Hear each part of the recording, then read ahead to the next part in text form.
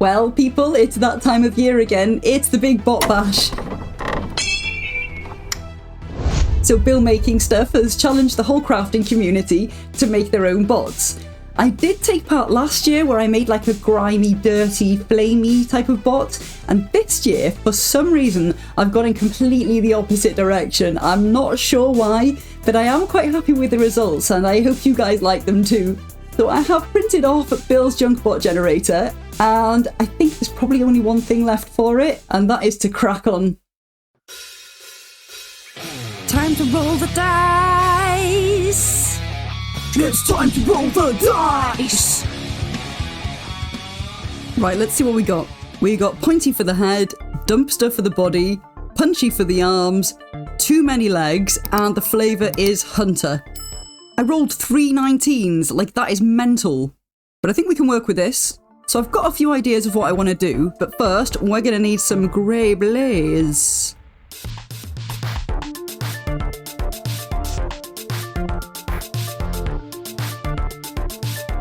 If you watched my last year's bot video, you'll recognise this. I was told in the comments it is Baxter Stockman from Teenage Mutant Ninja Turtles. And as you can see, he ain't got no legs. And he's about to make another sacrifice. He's losing his chest and his head. And it's for a good cause, because we're going to use these Playmobil barrels as the dumpster body. But first we've got to do the boring stuff and sand them down to make sure that we can glue them together. Also another Playmobil item, I've got this little fuel canister, so this is going to go on the front as well. I'm kind of trying to just put stuff that you'd imagine around a dumpster. So we go to a lot of car shows and we always pick up like little toy cars and models and things. So this is a tyre from one of them, which I've cut a bit out of so that it'll fit here. Make like a bit of a polar neck for the bot.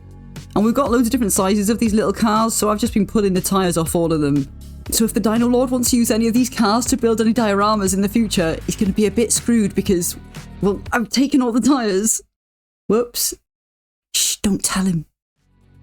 Squeeze in a load of hot glue into here just to fill the gap and kind of secure that back drum in. And now we've got legs. Now I rolled too many legs.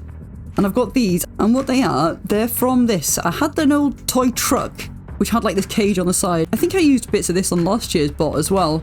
It's come in really handy.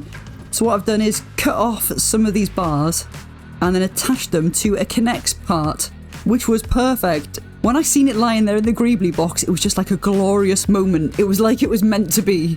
So I'd previously drilled holes into the bottom of the barrels, and the Dino Lord has found me a nut and bolt which fit perfectly, and I've used to hold the whole thing together. Now we need some shoes to protect his feet, I suppose you'd call them. You could call them feet. Either way, I've decided to stick with the theme of trash. I know the flavour is Hunter, and initially I did have plans for him to have like maybe a bow and arrow and stuff like that, but I've decided to make him a junk hunter. Junk hunter. Junk hunter. Little junk hunter. Scouring the lands every day. Little junk hunter. Collecting trash to fuel his way. Little junk hunter. Junk hunter. Another Playmobil item here. Quite a crucial one as well. This is his backpack. You can have a little wheelbarrow on his shoulders. If this was an NPC merchant, I'd like to think I'd want to browse his wares, you know? Do some bartering, pick up a couple bits. So if you remember, I rolled Pointy for the face. So I've got this little funnel and a slightly larger bucket. So I've thought I'll glue this onto here and make him a pointy face. And he needs a neck, so I've got this pipe, which came from a packet of pipes and tubes and stuff. I'm pretty sure I've seen both Bill Making Stuff and Dan Does using these and recommending them. So I've ordered myself some, and I've not regretted it. These things are amazing. Thanks, lads. And then I've also glued some little tin cans as his eyes, and I was so buzzing when I seen this come together. I just thought, oh, it actually looks way cuter than what I thought it was going to, because, oh, okay, my original thought was to make it like pyramid head, but with like the legs of, you know, say Darth Maul, how he is in the Clone Wars, or Quelaag from Dark Souls. That was my original thought. Like, I imagined it looking pretty evil and badass, you know? But as what always happens with these types of builds, it ends up being something completely different to what you first envisioned, and I'm actually a lot happier with how it has turned out. The head's a little bit bare, so I'm gonna grab these handlebars from this lawnmower and stick them on the back. Followed by this fire hydrant tap thing that I found, and I put this on a bit later, as you can tell by the bot in the background. Totally ruined the surprise of seeing it in primer, but that's the way it's gone. But I'm happy with my fire hydrant head antenna thing. I think it adds something to his cute little face. Well, I've already ruined the primer reveal. Idiot! But I've used War Paint's brush on primer, and then I've gone over the whole thing then in black paint to give it a nice base. Always looks so much better when it's all in one colour, doesn't it?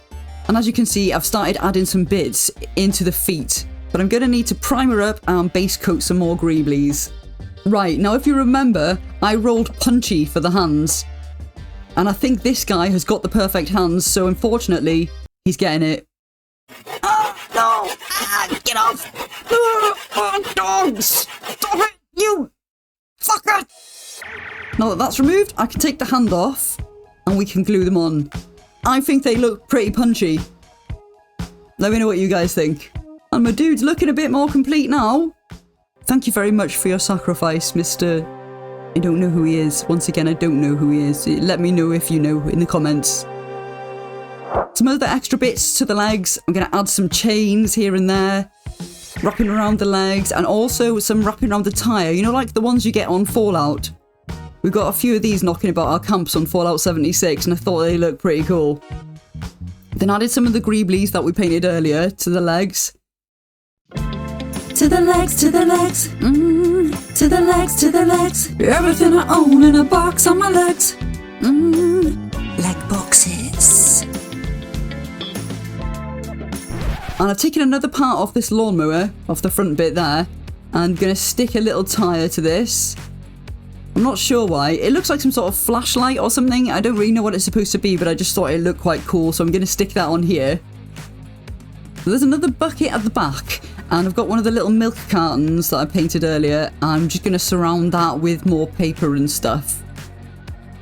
Right, for the barrels on the front, this one I'm going to first fill with hot glue up to the brim, and then I'm going to pop this in. I've got this cute little bomb toy, and I thought that could be his little companion.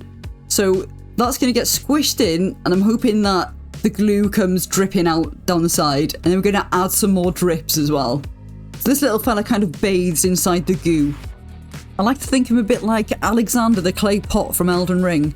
You know, when he bathes in the lava and it strengthens him? Well, this guy, it revitalizes him being in the toxic waste. Right, and remember the cage from earlier where I made the legs from? Well, I've decided to use the chain that's hanging from it and stick that to one of the legs as well. The other barrel's going to get more hot glue, and I'm going to put some things in it. Oh shit, it's gone right in. I can't touch it with my hands, I'm going to burn them. Let me just grab a tweezers and hold that in position, that's better. Whew. And then I'm going to add another little milk carton, another little can like the ones that I used for the eyes, and pop that into the goo as well. And the idea is that these barrels are what he puts his trash into to break it down with the help of his little friend. And he needs this goo to survive. You'll see why and how in a little bit, but essentially the goo he uses the trash to make is kind of his life force. I've decided to go with a little bit of lore for this one, guys. So just entertain it, just go with it. I can't stop adding shit to the legs, so I've got this little like fire department bucket that I'm gonna hang halfway up his leg here. And hopefully that's the last of the leg stuff. I just keep finding stuff and thinking, oh, I'll stick that on his legs. He's not gonna be able to move soon. I've got another fire extinguisher, which has a little stand, and I thought this looked adorable, so this is getting stuck on his back next to the wheelbarrow. Yeah, look at that. And a little broom coming out of the fire department bucket on the other side. So remember I put a toolbox on one of the feet? Well, I've got another one. So I've removed the handle from this one, and I've decided to put it in the wheelbarrow to make like a little shelf, because I thought that'd be in his backpack and things are just going to slide out of it. So he's had to find a way to make it more secure so he can store stuff, you know? And the back of the head was empty. And now this guy, Eric, his name's Eric, by the way. We call him Eric. Eric was such an airhead. He had nothing in the back of there, so I've put a mesh covering the back of it first, and then shoved a load of paper in there. And then I've got these wires, old electrical wires, which are going to act like pipes, and they're going to come from the back of his head like this.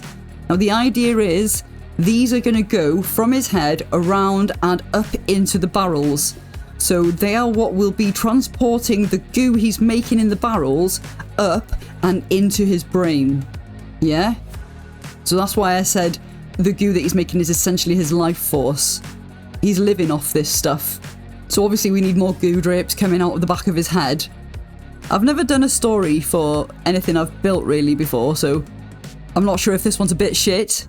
But while I was building it, I had to kind of figure out why I was doing what I was doing. Do you know what I mean? And this just kind of made sense to me. So yeah, he collects trash, he puts them in his oil drums, breaks them down into toxic goo, which he can then inject into his head to live off. It's his sustenance. Sustenance. Finally, it's paint time, paint time. Everyone, it's paint time, paint time. Sing along with paint time, paint time. Here I come with my big paintbrush. So I painted the goo first, mainly because I'm a child and I've been dying to use these fluorescent paints.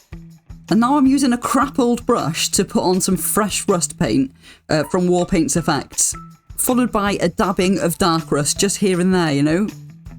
Now we're going to use chipping medium, this one by Vallejo. And I'm just going to put that, slather it all over the whole of the stuff that I've made rusty. And when it's dry, I'm putting on a coat of yellow paint. And then once that's dry... This is where the fun begins. I did have another little ditty here about chipping time, to the tune of Killing Time by Head PE. But I thought you've had to endure enough of my songs already, so we've scrapped that. Let's get on with the chipping. I go in with a really sort of stiff brush and some water, and the paint starts coming away and showing the rust effect from underneath. Love it so much. I did try this on my bot from last year, but I think I know what happened. I left it for too long. I left the chipping medium and the top coat on for probably like 24 hours or something like that, and that was far too long, and it just didn't chip, and I wondered what I'd done wrong. Well, now I know, because it works amazingly.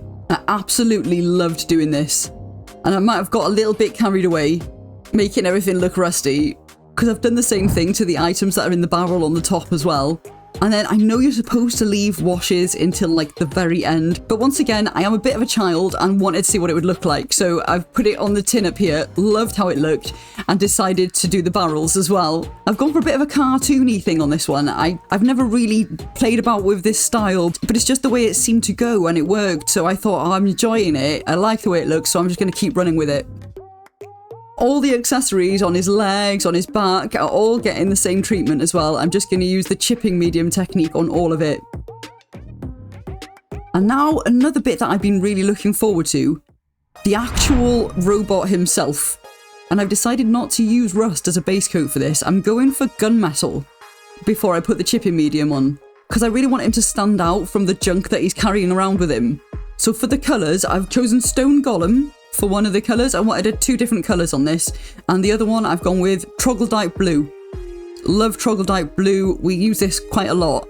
And they've changed it. So they rebranded Army Painter, you know, the war paints that I use. They rebranded, and we couldn't find troglodyte blue again, so we were like bothering the man in the model shop for ages, asking him to go and research and find out what troglodyte blue was now. It's phalanx blue now.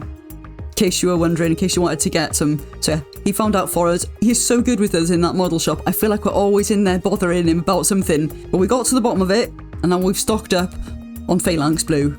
It's just our favourite colour. It's the one Dino Lord used on the car that he did for his diorama. Now I'm going to do blue. Troglodyte blue. As always. Everything's troggers. Anyway, enough talking about troglodyte blue. We're onto the face, and I'm trying a new pin wash. I usually use the one from Ammo, but this one is from AK, and it was recommended to me by someone in our model group, and I really like it. It's really good. You might have noticed I painted the eyes white with black pupils, and I think they looked a bit too bright and a bit out of place and weird, so I've just gone over them with a little bit of a wash to darken them a bit, and then come in with a bit of water on my brush just to sort of wipe some of it off because it was a bit too harsh. We haven't talked about the fists, and that's because I didn't know what I wanted to do with them. I really didn't have a clue with this one, so I asked the Dino Lord for some advice, and he replied with his favourite word, rust. Yeah, he said I should paint them rusty. And I thought, yeah, well, all the rubbish goes in these hands, so yeah, we're just going for rust. And now we can have a bit of fun with some washes, and these washes are again by War Paints. I think it was dark tone and rust tone that I used on most of it. Doing the same to many of the items all around the legs and stuff as well. Giving the chains a wash.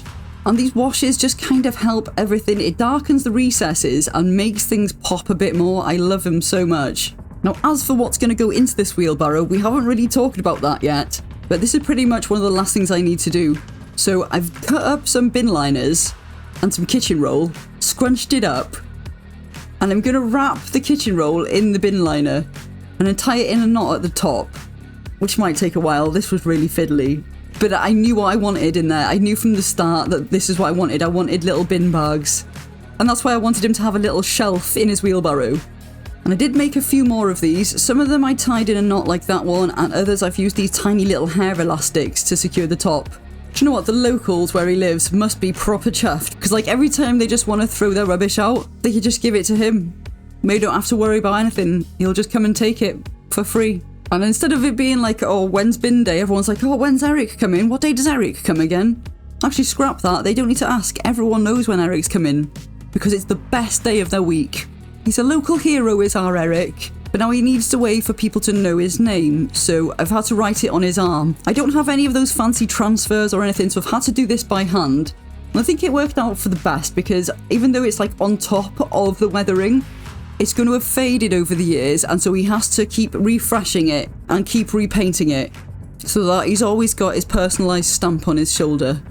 And then we come to the end of the build, and it's pretty much time to have a look at the final shots, so I hope you like it, and I hope you enjoyed this video. If you did, maybe give us a big thumbs up, and consider subscribing if you're not already. Loads of crafts on this channel, loads more to come as well. Huge thank you to Bill Making Stuff for running this event again. It is so much fun doing this, and I can't wait to see what everyone else has made as well. Thank you so much for watching. Let's have a look at the final shots.